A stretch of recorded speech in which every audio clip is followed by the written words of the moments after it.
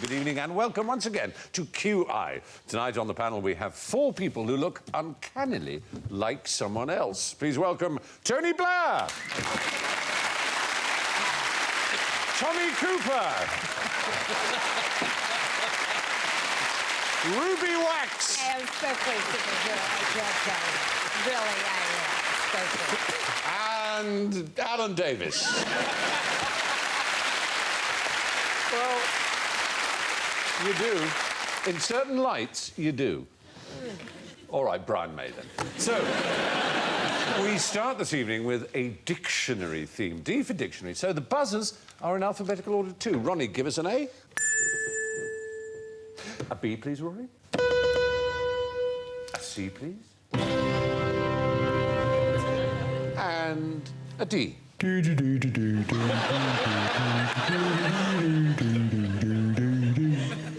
Thank you. A, of course, is for Alan. So, Alan, where's the best place to start writing a dictionary? With, I would say at the A's.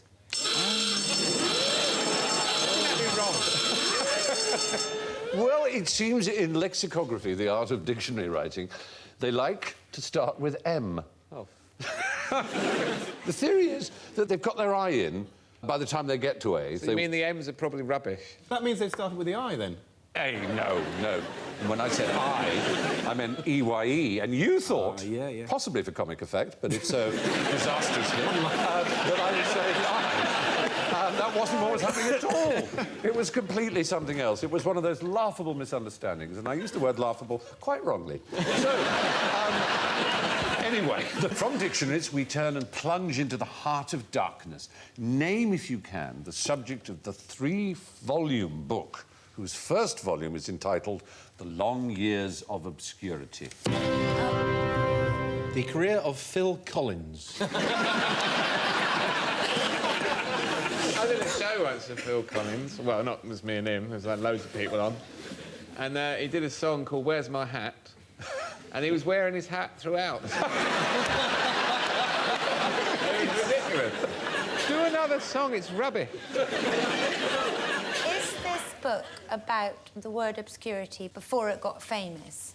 How it was beaten by its adjective father and left on the doorstep, abandoned by his mother, and then it was the only noun growing up in a house of verbs. Is it? And the verbs were always going out, doing lovely things, because they're doing words, and poor old obscurity was stuck inside, suffering from asthma. And then after school, it was surrounded by quotation marks. It got beaten up terribly. And then one day it entered into a reality TV show, and it became very famous, and it was much in demand and used to describe all the people that leave Big Brother house. That's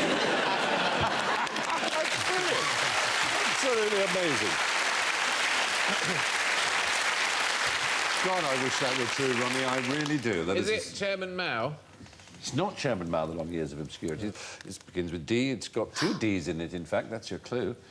Double diamond. The double deckers. It's the sort of thing that railway enthusiasts, they always try and make their steam trains sound more exotic than they are. Well, that's very odd. You're railways. I actually know this, because it is my local station.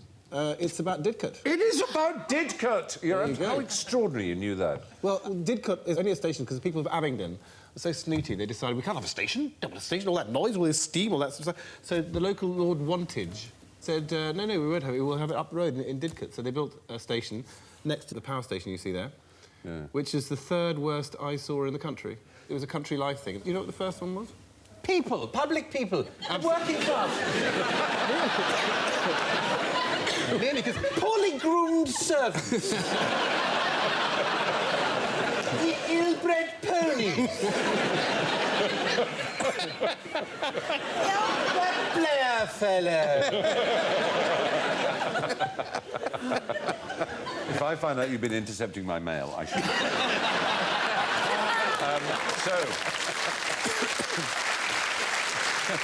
let us know what was. Wind farms. It was wind farms. Oh, really? Yeah. But the power station was designed by the same guy that did Liverpool Cathedral, so... You must have some points for knowing about Didcot. Do I get a little point for the railway? You get 5 points for the railway and your astonishingly moving story about the early abuse suffered by the word obscurity. And you also get the telephone number of a therapist. So, no, wonderful. Too little, too late, Stephen. A Didcot, though, is the small, oddly shaped bit of card which a ticket inspector cuts out of a ticket with his clipper for no apparent reason. It's a little-known fact that the confetti at Princess Margaret's wedding was made up of thousands of Didcots collected by inspectors on the royal train. That is... That's lovely. Princess Margaret just got the second best of bloody everything. Yeah. Let's get some Didcots together for the girl. It's not number one on a young girl's wish list. A big white wedding, lots of Didcots. That particular fact I gave you is not so much a fact as a made-up thing. It comes from the book The Meaning of Lift, which, oddly enough, was co-written by Douglas Adams and the producer of this programme, and he somehow smuggled it onto my card. Anyway, there you are. Didcot does have, and this is so typical of Didcot, the second oldest yew tree in the country. Not the oldest, no, the second oldest. 1,600 years old, though. That's quite an old yew. Third ugliest, second oldest. Yeah. Always the bridesmaid, Didcot. Anyway, from Didcot, the Gdansk of Oxfordshire, to the Booby people of Bioko. What can't the Booby people of Bioko do in the dark? See very well. I would imagine. I want something that's specific to the boobies. Go to the lav. Can't go to the lavatory in the dark. No, they're scared of it. Well, the fact is, yes, the Isle of Bioko used to be called Fernando Po, spelt poo, but pronounced Po. Do you know where Bioko is, the island? Equatorial Guinea is the right answer. 5 points, that's very good. I'd never heard of it. I'm impressed. There it is. There's Equatorial Guinea, and it belongs to it. It's in that sort of bight there, and the Bube make up about 10%. There are 40,000 of them. They sound like the sort of tribe that those old intrepid colonial-type women travellers that you hear on desert island discs used to stay at. Yes, I stayed with the Boobies for 3 years. Happy, happy days, really. And, you know, they look so wonderful in their bright colours, and I get so terribly annoyed the way they're patronised and their attributes dismissed. It is very hard to wear yellow well, you know. It's rather bizarre because, oddly enough, the information we have about the Boobies not being able to do this thing that they can't do at night comes from one of the great female explorers of our times. Talk, eat, sing, walk, climb. So, the first one you said? Talk. They can't talk at night? No, because their talking is mostly gesture. Ah. They can't see what they're saying. So they can talk about each other behind their backs? Yes. Are you talking about me? But the great Mary Kingsley, who was the sister of... I learned it all from the Boobies in But this was a good...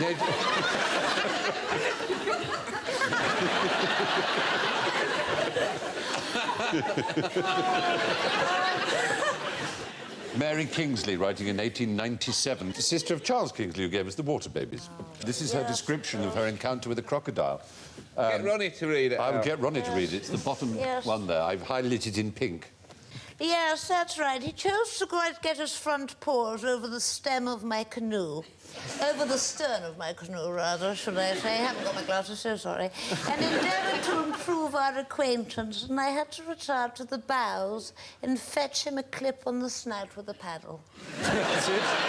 That's the way.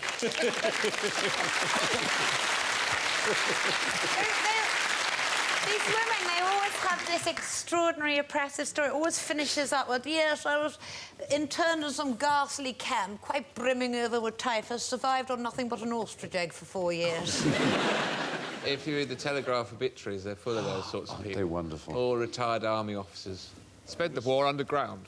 That's right. There was an extraordinary Scottish peer who had one of those weird double titles, like Lord Elgin and Duncan.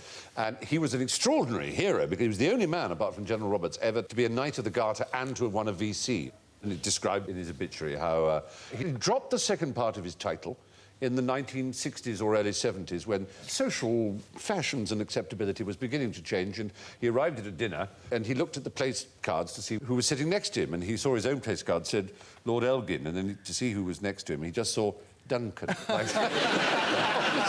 someone had said, who's coming to the... Well, we've got Lord Elgin and Duncan. He said, where are we going to put Duncan? Oh, dear. We'll put him next to him. He'll be happier there.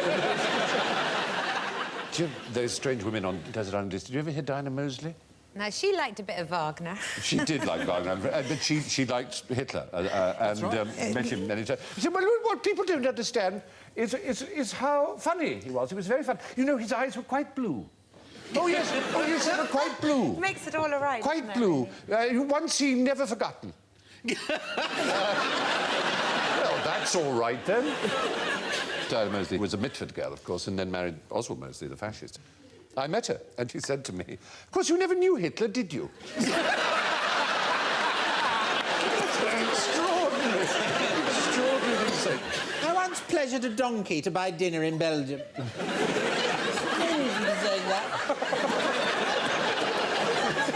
They're really highly sexist women. There was, I first crossed the Gobi Desert when I was 75, and that's when I met Abdul, who was 50 years my junior, but went at it like a rabbit, always on the curve. Curved like a scimitar, it was. Anyway.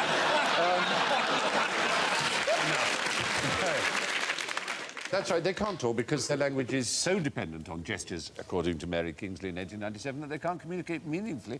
They can't see each other, which is slightly worrying because the president is actually from the same tribe, the Boobes, so whether he... It's great when they get a visit from Margaret Beckett as Foreign Secretary, because, of course, she can't move below the neck. Whereas, actually, says Blair's all gestures, isn't he? All that sort of stuff. People love Booby. And George Bush, he does a lot of that. He does. You know, he walks as if he's carrying two sheep, for some reason.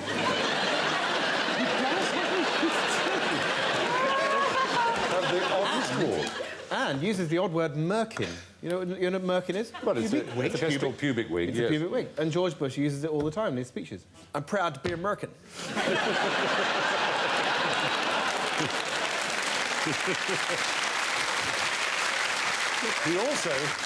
He also beats the Cornish for his dislike of tourism, doesn't he? So we will not put up with tourists. I do not approve of tourists and tourism. War against tourism. So, from the darkness in which the Boobes cannot communicate to Dartmoor. Who owns Dartmoor Prison? Prince Charles.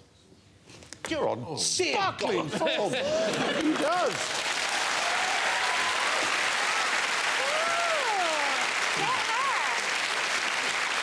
There he is.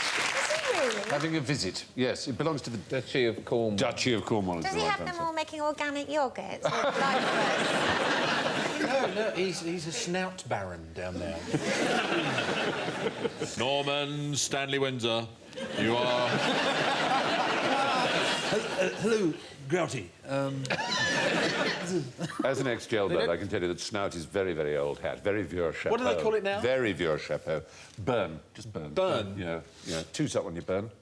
Two's up on your burn? Two's up. I swear I'm getting an erection. I have to say, when I first arrived in prison, I was a little discombobulated by the entire experience, as you can imagine. You give your fingerprints and take your clothes off, and it's all very... It's just like public school. It's lovely. But,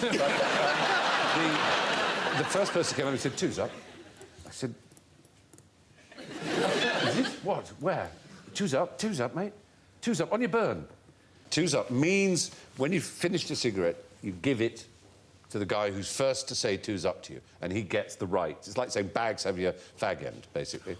And then they collect about 6 of those, and then they make a new cigarette out of them. Do you think Prince Charles says that to his mum? Two's up on your throne. Anyway, yes, Prince Charles, or strictly speaking, the Duchy of Cornwall, does indeed own Dartmoor. And while on this subject of royalty and Alan, if you were knighted, what would the Queen say to you? Arise.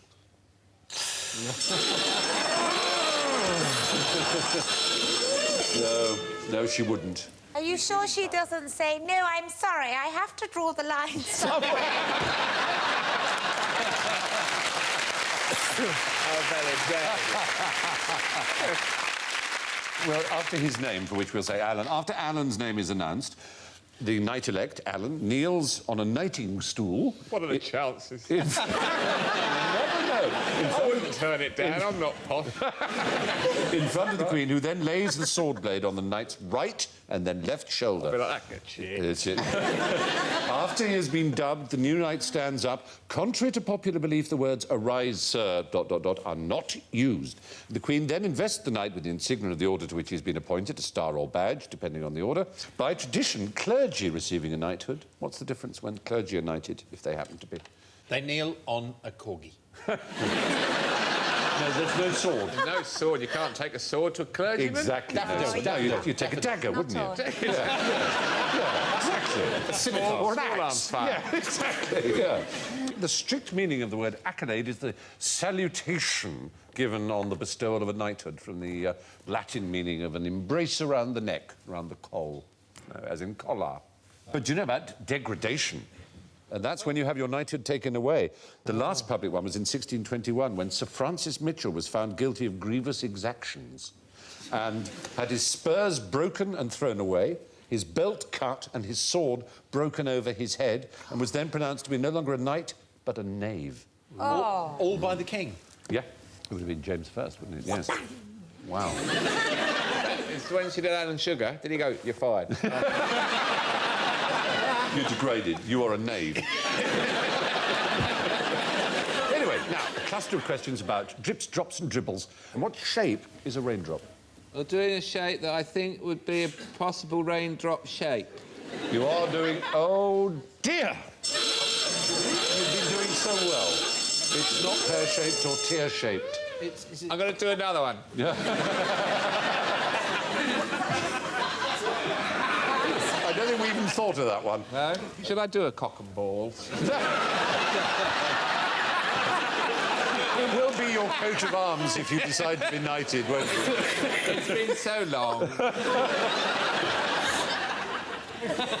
Perfect circle. Is the right answer. They are completely spherical. They used to use this thing that gravity made liquid completely spherical. They used to have huge towers. They're called shot towers. There was one in Waterloo until they built... Make shot. Lead shot, right. Exactly, yeah.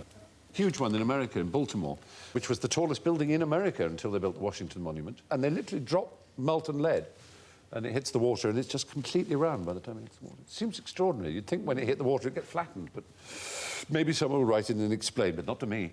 And ball bearings and various other things have utilised this marvellous fact about liquids turning spherical as they fall. Where might you bump into the world's biggest drip? Hi! No! The biggest strip is in a cave. It is in a cave, as It would be stalactite. Is the right answer. Well done. Absolutely right. Well done. The Gruta Rey de Mato in South America has the biggest of them all. How big is it? Vast is the answer. Thanks for that. How big is it? Oh, very. If I was to quantify its bigness, would be doing it a disservice. Just how bigly big, the vastly big bigness of the dripping thing. Oh, I would feet, meters, anything. Throw me a f***ing bone for The answer is actually about 20 metres long. Thank you. And they're between 18 and 20,000 years old. And the ones that go up are called... Stalagmites. We've got a G in because they're in the ground. Stalactites are in the ceiling. I was always taught tights hang down was the thing, but it's... Anyway. Public school again. Anyway, we didn't really understand about these things, but anyway. Fry, put on the 15 denier and see me and my... Oh, Lord, you don't want me. What does that mean, anyway, denier? What's that? It's a unit of sheerness of ladies' underparts. The stockings are sheer, however sheer they are. It's rated That's in right. denier. What's the sheerest you can get? Bare legs. Well, that is very... No, 10. You can get 10. That's sheer. That's sheer. After 30 denier, they go into opaque. So I see the higher the denier, the less sheer they are. Yes. I understand. Fry, you oaf, those are fishnets.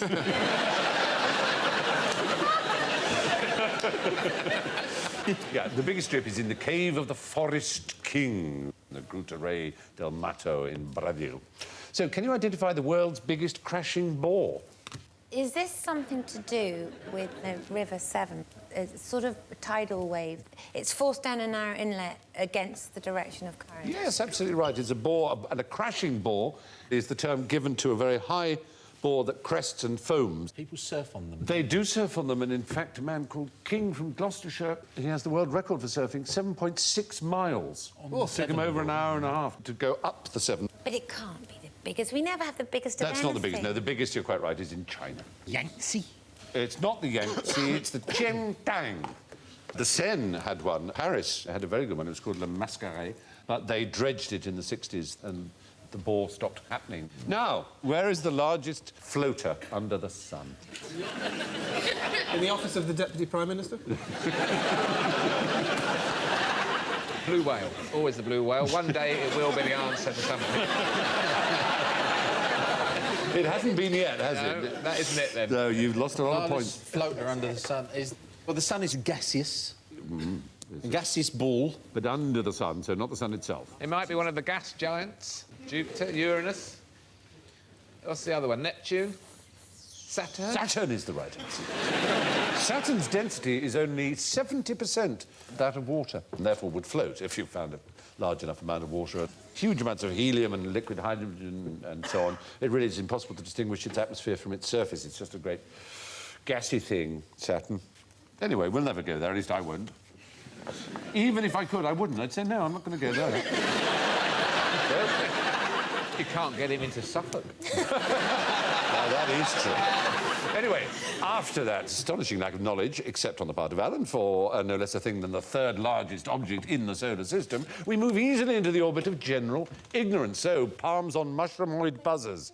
The current edition of the Oxford English Dictionary, as it happens, lists some 290,000 sparkling words and 615,000 word forms. If you add in all the proper names which dictionaries omit, estimates of the total number of words in our language exceed 3 million.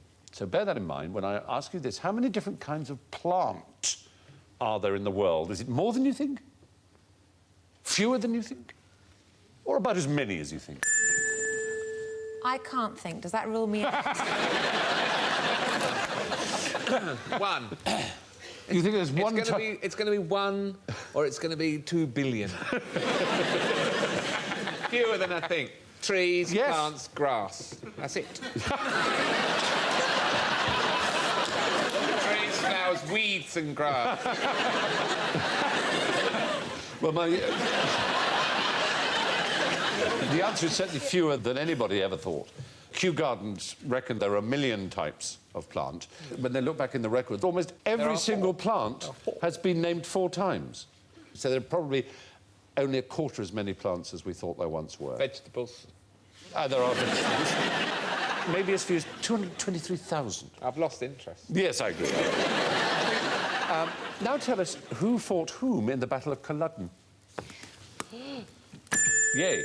The Battle of Culloden is quite complicated because it was basically an Italian fought with a Polish accent, with a bunch of Highlanders, some Irish, a few French, fighting some Scottish lowlanders, English, led by a fat German from Hanover.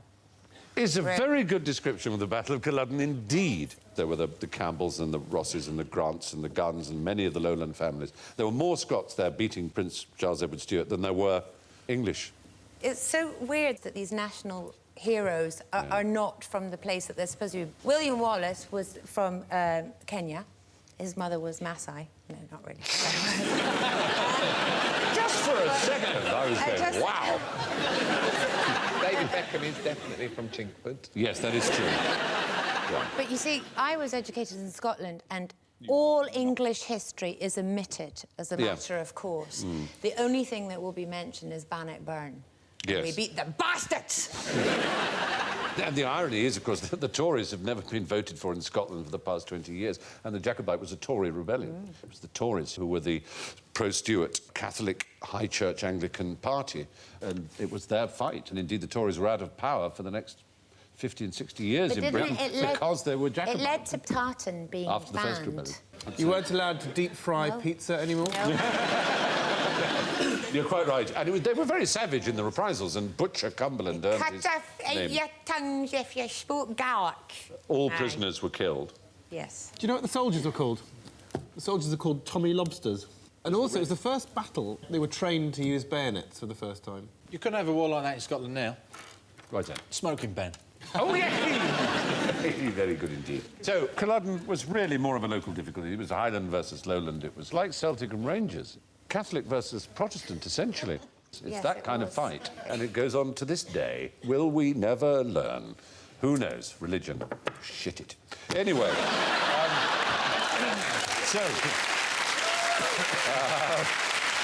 You're watching The Moral Maze. There were more Scots in the force which finally defeated Bonnie Prince Charlie than there were in his own army. It was basically a local derby, that's the point. And lastly, what do dolphins drink? Oh, aren't they beautiful? I bet they don't drink anything. He's right. They drink nothing. Nothing at all. Excellent. As mammals like us, their kidneys can't process seawater, so they can't certainly drink seawater.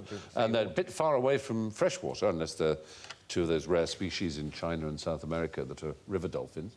So they just metabolise everything they eat. The fat gives them enough water. But when they haven't eaten enough, then they usually die of dehydration rather than of hunger. Yeah, I don't know why we haven't realised that before, because there's that...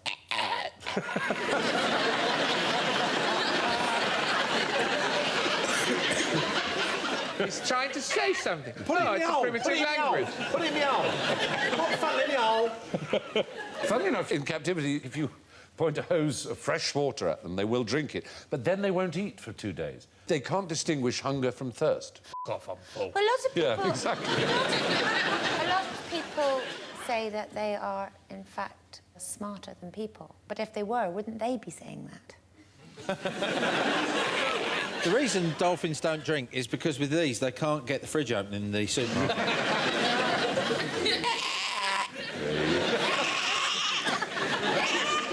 Dolphin in aisle 4. We have a mop up, there's a dead dolphin in aisle 4. This keeps happening. He's by the Tizer. Get the nets out. No, mind the tuna. Don't get them as well. Anyway, it must be time for the scores, so let's have a little bit of a look, shall we? I literally do not know what to say. Second equal, with -7, are Rory Bremner, Phill Jupitus and Alan Davies.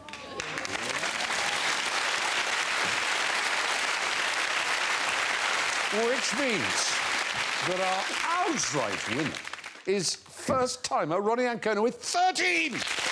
Wow!